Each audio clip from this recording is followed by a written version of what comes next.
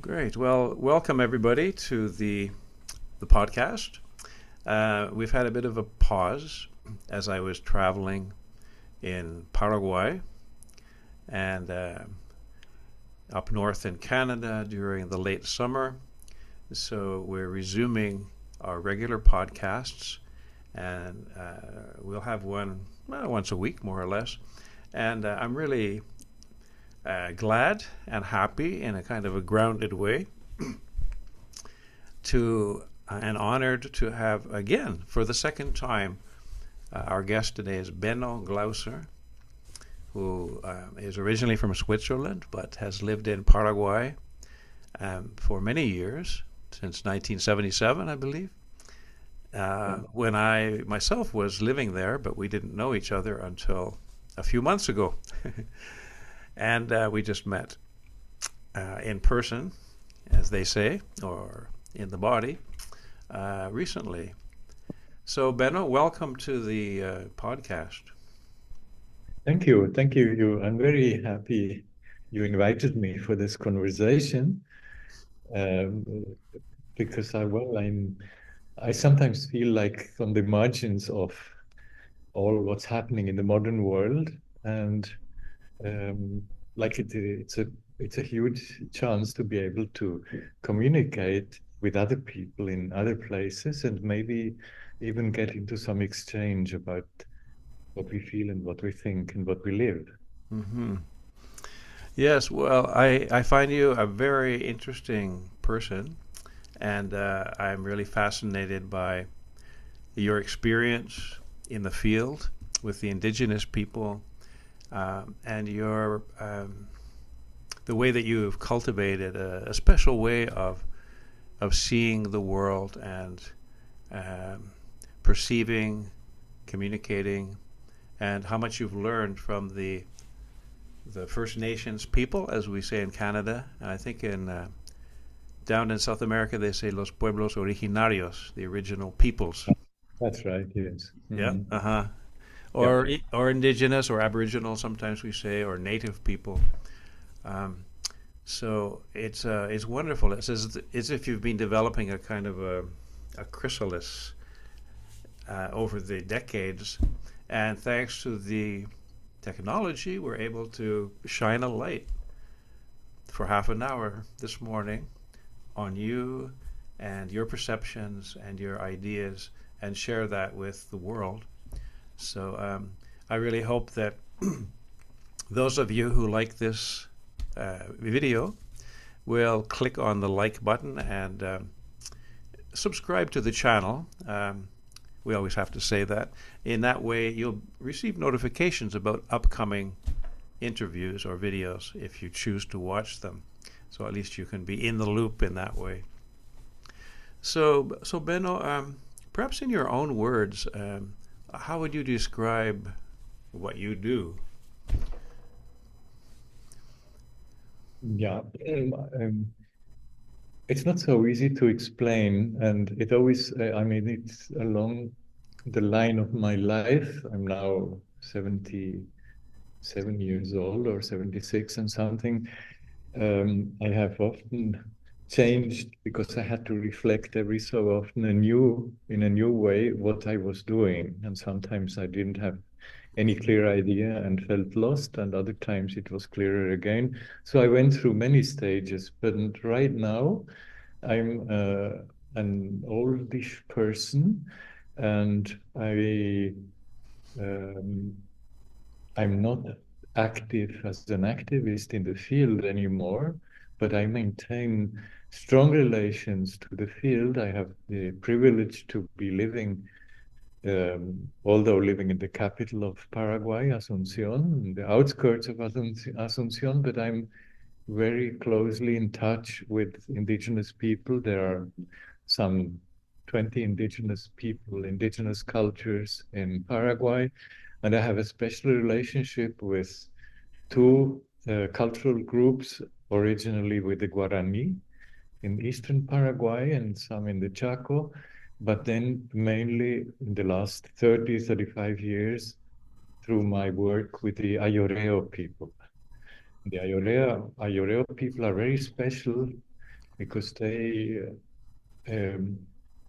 belong to a very big territory. It's very strange. It just came out that way. I didn't say the territory belongs to them. It has actually been taken away from them, but they belong to that territory. And that territory is very big. It stretches into Bolivia. The main part is actually in Bolivia, about 2/3. It has the size of a country like Italy or Norway, so it's really huge. And they were never more than about 5,000 people roaming this territory. So they're hunters and gatherers. And although over the last 70, 80 years, most of them have been contacted by force and taken out against their will or force from out of the forests, and the forests have been diminished greatly. There are still some groups of Ayoreo now living without any contact. And my work from the 1990s on centered on them, just out of a fascination. I knew something important was there, but I didn't know really what it was. And with the time, I found out a lot of things and I learned a lot of things. They are still living without any contact with our civilization. It's not the only ones. There are also about 100 people in the Amazon region in that same situation. But the ones here in the Chaco are the only ones outside the Amazon basin in Latin America, at Yes. least. Yes.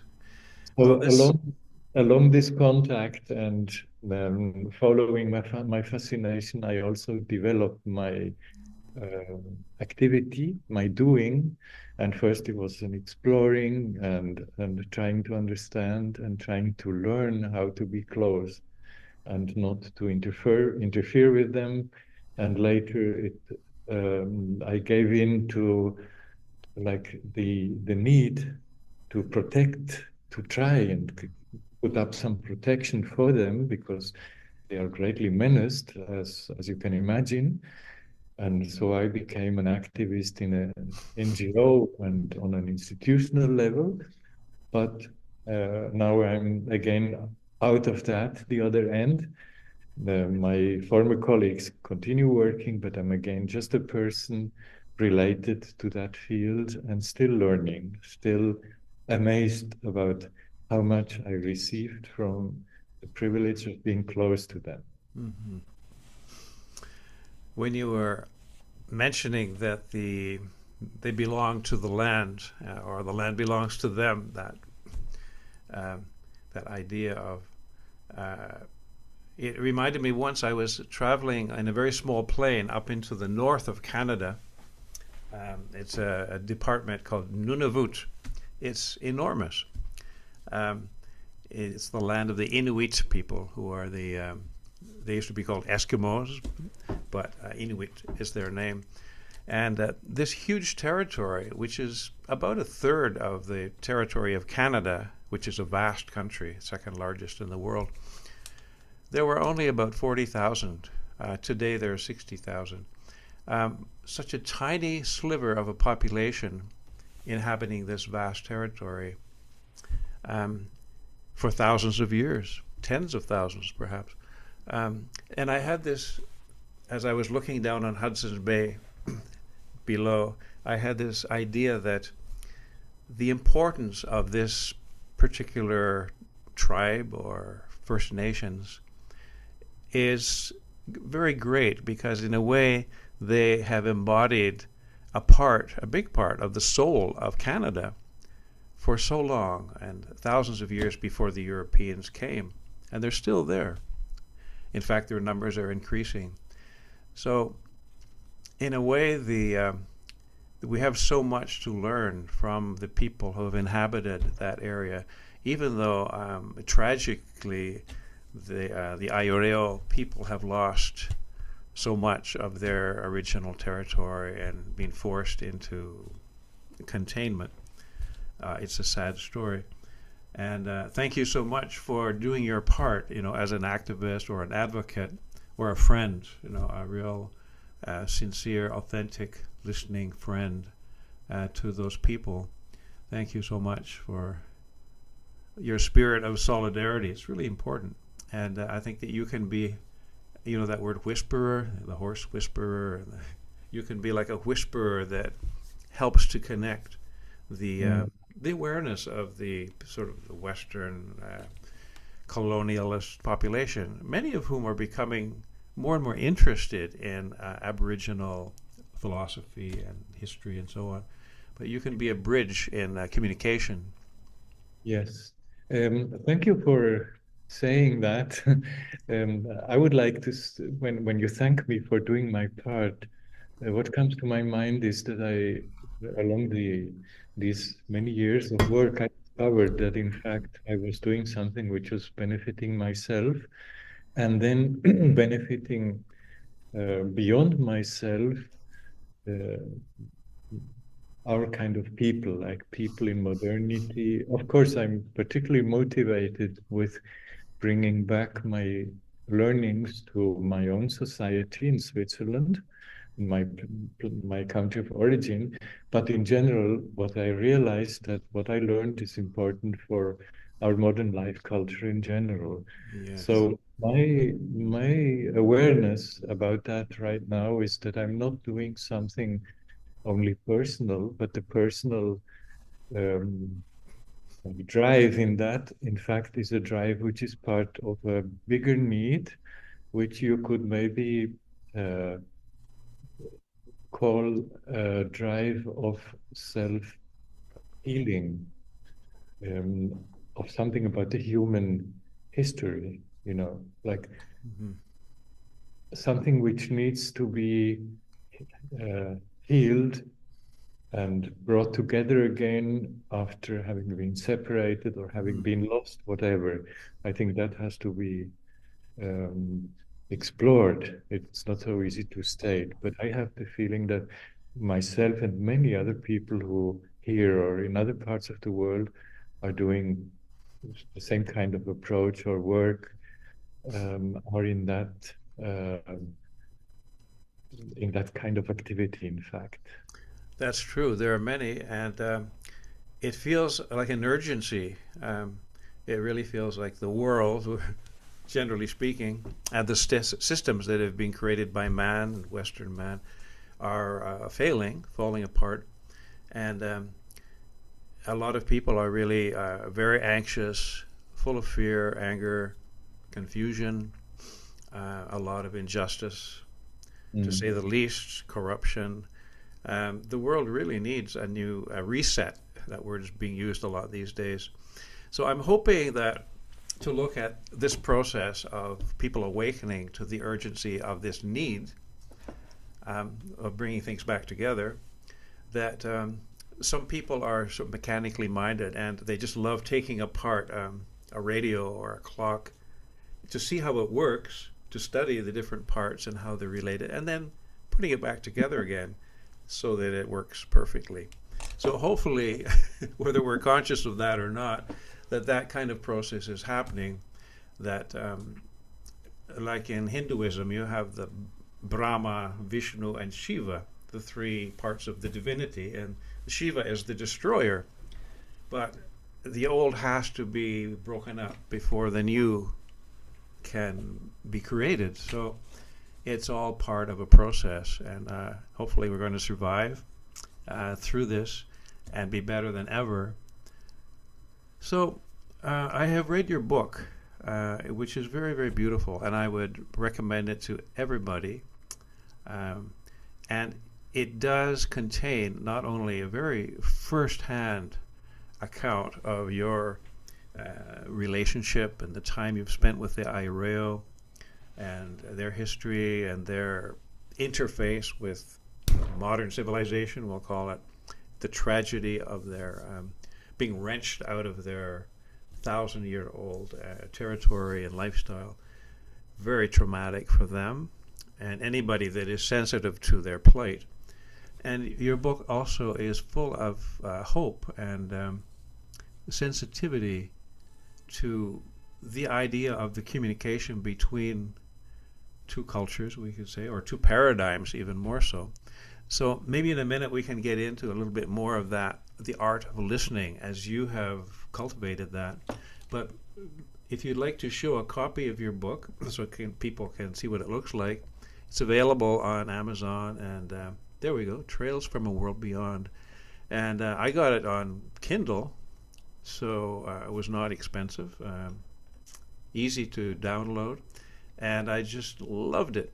So just talk for a couple of minutes about writing the book and what it means to you, if you would. Yeah. It's very strange. I just realized that in fact the book is well, it is not about the Ayoreo, in fact, but it's about myself and what I lived and what I did and what I learned when being with the Ayoreo. So you could say it's a book about myself, but then I also realized that I needed to write it in order to communicate to other people once I realized that what I had picked up and learned and realized through that experience was much greater than just for myself, that it had a, an ulterior importance. And that means something because I'm somebody who believes that there are too many books in the world already. So I really needed to convince myself strongly in order to be able to write the book. Now the book is also is so it's a story. It's not a dry description or it's not academic in that sense or scientific.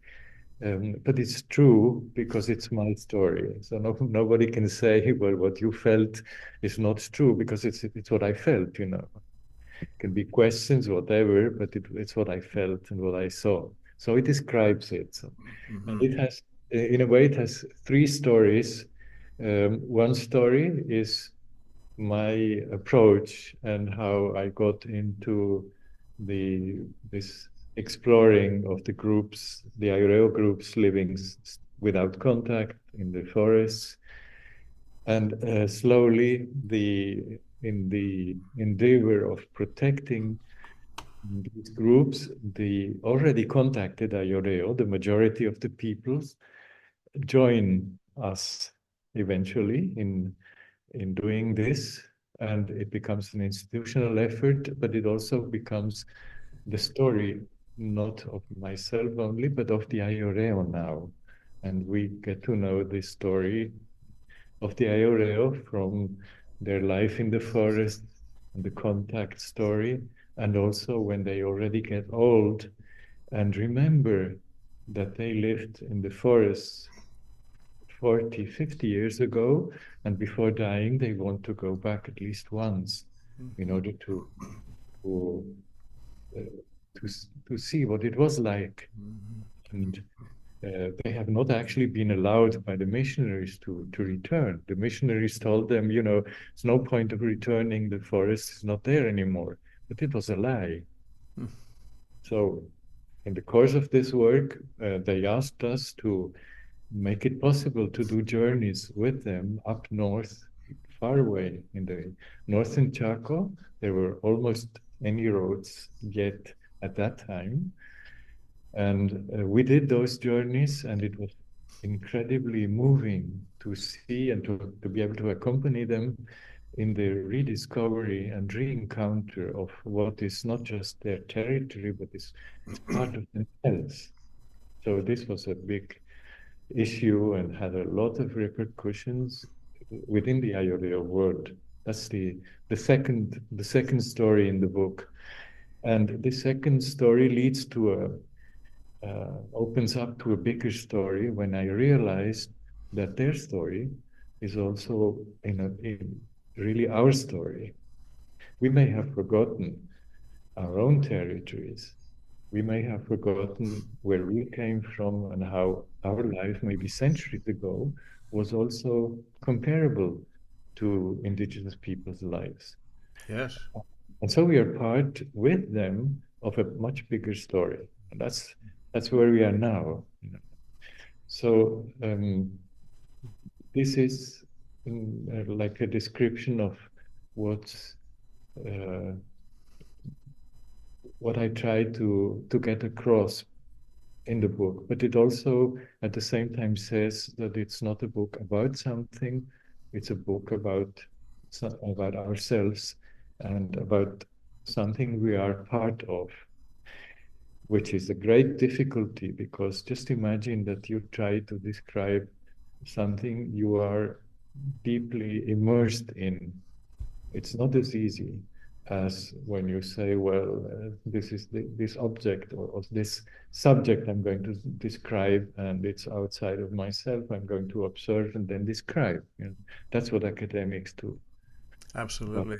This is where sometimes a song or a poem or a dance can um, explicate in a way, a multisensory way, where academic or intellectual writing cannot.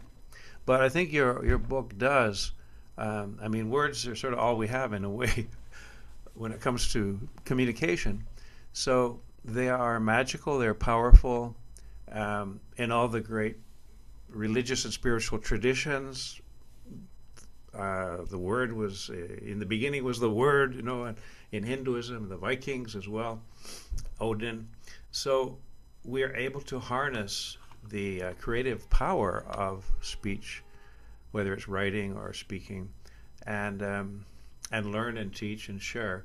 However, there's a sort of an inherent limitation. But I think that your book, because of your intentions, your pure intentions, and even though you say it was for yourself, but it was a pure intention for yourself, that somehow allows the vehicle of the book to transmit the that kind of the honor that you have in your mind and your soul, I suppose, your psyche, towards this process of unity and coming together of paradigms. So it was interesting. Just before we began the interview, we were schmoozing a little bit, and we're both drinking yerba mate, which is very common in South America, at least the southern part of South America. There we go. And except it's summer down there, so it's very hot, and here it's 5 or 10 below zero in Toronto. But we just discovered that we were both in a very special location, probably the same year, you know, within a couple of years in the late 70s, and although it was 50 years before we actually met, in Bolivia, in the city of Santa Cruz, Bolivia, um, at the train station where there was an enormous tree, I don't know what kind it was, and the Ayoreo people, um, of whom there was a fairly large contingent in Bolivia, as well as the Chaco region of Paraguay. Many of the Ayoreo had drifted into this city for work, and they would sell handicrafts in the streets during the day. Some of the women, unfortunately, were prostitutes, but you know, it was life or death. And then in the evening, they would all gather. They would make a fire and live under this huge tree at the train station. And my friend Eloy, who lived in Santa Cruz, was a good friend of this group of people, and he knew them all. So he said, "Do you want to go and meet the Ayoreo?" I said, "Yeah, sure." So we went down, and why don't you take it from there about the speaking of memory, you know, and them helping us maybe recall our racial memory, but the way that they would share their history and communicate about their memories. Yes. Well, this happens in places when they gather, like as you said, at night, when they maybe have more time to be together. In a modern setting, like the one you described, near the rail, the train station of Santa Cruz de la Sierra, I have lived it many times in the settlements and also on the journeys. It may happen at night. That or some during the day also, when there is some leisure time, you know, there is no such separation, a strict separation between work and leisure as we unfortunately have or are forced to have. So there's quite a lot of time of leisure during the day, and anything can happen. And all of a sudden, somebody uh, starts singing.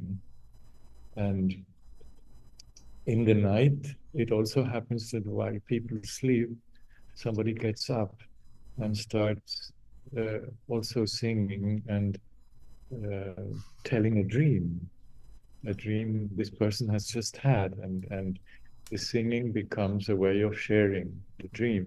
And the dream is not just a dream like a funny story which he received or saw in the dream, but it has a message, it has a significance, you know. So many of the dreams are in fact like communications between the Ayoreo and their world. They have a word for their world, Eami. Eami is the realm of life of the Ayoreo. It's not just a physical territory, but anything belongs to the to Eami, like also immaterial things like sunlight or the colors or um, certain moods or certain, well, then the animals and also parts of the forest, the trees. But Eami, when they are connected to their uh, world, to Eami, then they obviously there's a flow of messages. And a lot of is based on receiving and listening and dreams, and then the reproduction of the dreams in the form of songs or forms of telling, and sometimes also in the form of enactment, like a short piece of theater, we would say, is a way of sharing it in a more collective way, and not just considering it a message for oneself. Yeah. There's one thing which has to be pointed out, that for indigenous people and for many other people close to the indigenous and the First Nations and or pueblos originarios, as we say in South America, the I, the individual I, is not the center of the perception or the awareness, but the awareness is not complete without the collective I belong to. So, in a way, one could say that the we, the us, is more important than the I or myself. And so, this is a whole shift in awareness. Mm-hmm. When a dream comes, it has also to do with the group you are in, and it doesn't belong just to you, it belongs to everybody else. This perception is completely different from ours. The evening that I was lucky enough to be there, there were about 100 people almost living under this enormous tree. And there was one individual, a man about a little bit older, who seemed to be the designated historian of this particular group. And at a certain point, people had little fires and they were preparing a little something to eat, and it was getting dark. It was really nice. And he sort of stood up in the middle of the group and started enacting, as you say, in a theatrical way. There were about 4 different skits, you might call it, in which apparently it was in their language if I didn't understand it, but my friend explained to me that he was helping them remember very important events or processes in their history as a group. For example, when there was a famine, and another time when there was a clash with a neighboring tribe, and then when the white people came, the Mennonites, and these huge points of change in their history. And so I had heard that term, the oral tradition. I thought, oh, that sounds nice, but to be able to witness it right in front of me, it was so exciting. Yes. You know what's really remarkable about that, from our point of view, is the fact that well, it also happened to us in the work we did, when we came across such a situation, and let's say a dream or a song, Hmm. uh, or an interesting story, then our reflex is immediately to try to store it some way. So Hmm. do you want to register it or we want to film it? In fact, we have done a lot of registering and filming. Except that it's okay to have that material, but it's dead if it doesn't go on living related to the actual life and the everyday life Yeah. people it belongs to. Well, And we're this was doing that right here, right now, actually. We're registering, we're documenting, and hopefully that this little exchange, this interview, will contribute to the understanding and the life of the people who are able to witness it. But the difference is, we shouldn't be worried about this podcasting going to a world library of important podcasts or something like that. That it stays in the actual exchange which is happening Yes, now yes. between you and myself, and then between ourselves and the people who may be listening to the podcast. What I want to point out is that the Ayoreo life is not concentrated on knowledge or awareness, which is stored outside and carried along, but it is happening every day in you. So you get up in the morning and it's a new day, and you have the task to formulate again, to say again, to give it, to express it in words if you want, and also in deeds and in gestures and in attitudes, what this day is. And it's never exactly the same as the day before. And this has a great power of opening the mind to what's happening, to the processes of the actual moment and the present. So, Mhm. So, you know, they're just nomad. They're always walking in this territory, so they cannot afford carrying along libraries. exactly. So, this idea of uh, coming partly, at least, into the paradigm, a holistic paradigm or a holographic paradigm, where everything sort of is a reflection of something else, like that mirror that you mentioned of my bookcase behind me.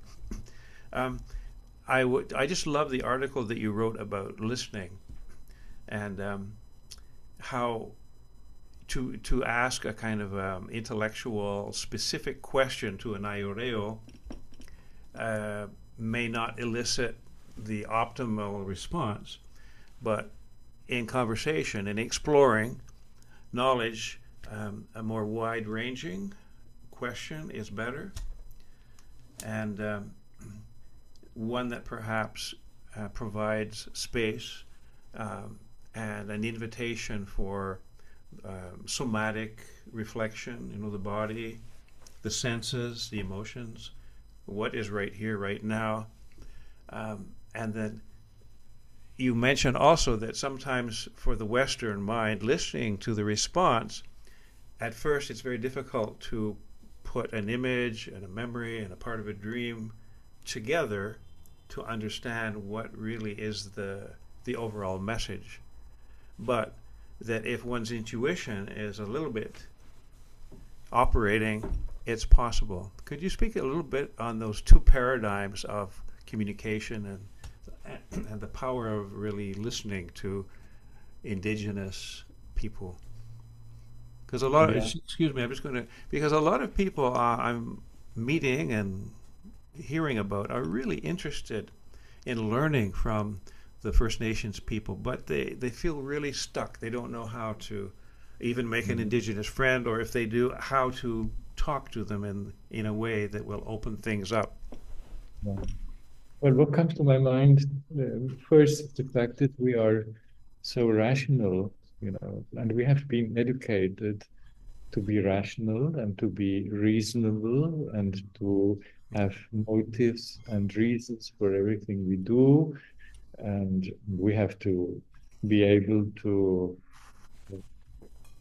how do you say, to give an account and a justification for what we are doing. So we have a whole frame we carry along as if it was a physical object.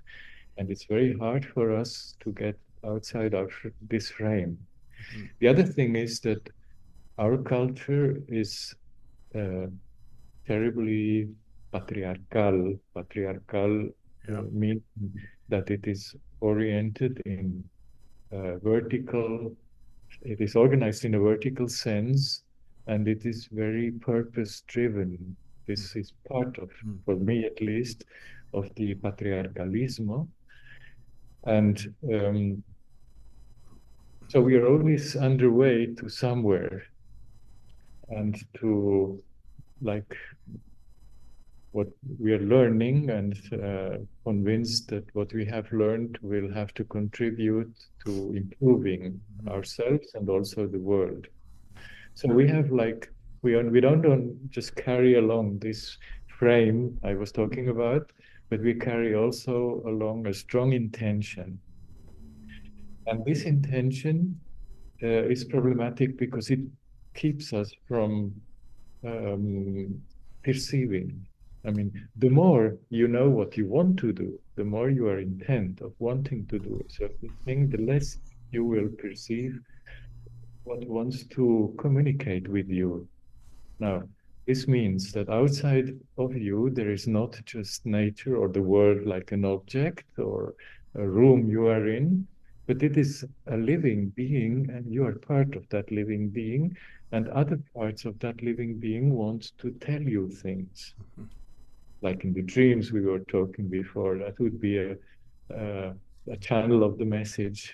But the messages come through in many, many different ways and its feelings, its perceptions, its sudden realizations. It's all of a sudden I realized that something is happening at the same time with something else, which doesn't seem to be related, but it has a meaning uh, if you put the two events together and so on. It is very irrational. It becomes very irrational, and you get into that sort of communication only if you manage, if you um, succeed in letting go of that frame and letting go of the intention. A young So, African friend of mine has written a beautiful short poem. He's from Nigeria, and I can't remember it exactly, but it's something like the end does not justify the means because there is no end. We're on an endless journey. So beautiful. And it's that idea of it's not the destination that's so important, but it's the journey itself. And if we're so fixed on a particular goal or destination, then it really locks us into a very narrow gauge, and we're not really able to perceive or enjoy the 360 degrees around us, the landscape. So our time is well, we've got overtime already, but I would just love a little bit more about the two paradigms, hunting on a verbal level. You mentioned. Do you remember that? mhm. Because hunting, Yeah, of course, is a very big deal for the Ayoreo. They were a hunting. sorry. But I think it's quite easy for us also to imagine, even if we have never hunted, like I myself have not done a lot of hunting. Right. Um, just imagine we would be hunting. How would we go about that? Then we realized that we go maybe into a forest, and then we have to be quiet basically in order to have a chance for anything interesting to be hunted to approach. So that gives you already a basic um, attitude about how to set out for a good hunting. So you have to be receptive. You have to find the balance between what you want because you have an intention in that moment. Well, maybe you need hunting for food, so you shouldn't fail in really, but you can't take it to a level which of in, intention which bars you from being able to perceive what's there as a chance, what offers itself to be hunted, Right. I would say. So it requires a trust on some level that sooner or later an animal will appear in the forest, and patience, um, and then not being in a rush, It also listening, going presupposes, slow. Yeah. it also presupposes, and that's a little bit sad to say, it has to be said, it presupposes a quite healthy, complete world. Mm. So, but when you said, you have to be able to trust nature, something is going to appear. And sadly for the Ayoreo right now, if they can go back to some rest of forest they have nearby, then they have less and less ground to trust that Yes. something is going to come across. So this is a whole collapse of. It's very tragic, and you've been right on the front lines for so many years. However, as we go into the future, how can we extrapolate, that the essence of that paradigm and that activity among uh, an indigenous people, hunting, for example, and apply that to our conversations, our dialogue, in such a way that maybe with our Western goal driven intellectual scientific focus and the more holistic worldview of the indigenous people, maybe we can find a meeting place so that it's not only about us going into their paradigm, good luck, except for a few exceptions like yourself, or them having to always be in the Western paradigm, but creating something new that actually touches both worlds, the left brain, the right brain, the mental, the somatic, the connection with the earth itself, and energy and spirituality, a new language, as it were. And maybe we can all be hunters and together go on a hunt and find those new methods of syntax, and grammar even, and vocabulary that will allow us to have the best of both worlds. Mm. Well, I have no answer to that, Drew, because we are in a very bad moment of humanity, and the only thing which I find and which occurs to me is just to be maybe like open enough and crazy enough, mad enough, maybe to follow what's showing itself, what shows itself, and not keep to, not trying to not to lose too much of our rational world, but knowing that we're in a moment when we have to even take new kind of risks. Uh, but we don't know. We don't know. We know it, like a friend of mine used to say, a Mexican, Gustavo Esteva, the future is already here, except we don't know it yet. We don't realize we are not in touch with it yet. So that's what we have to try and feel. Where it's Well, going. there's a quotation by Emerson, I think, Ralph Emerson. The what is behind us and what is ahead of us is nothing compared to the vast universe that is within us. Mhm.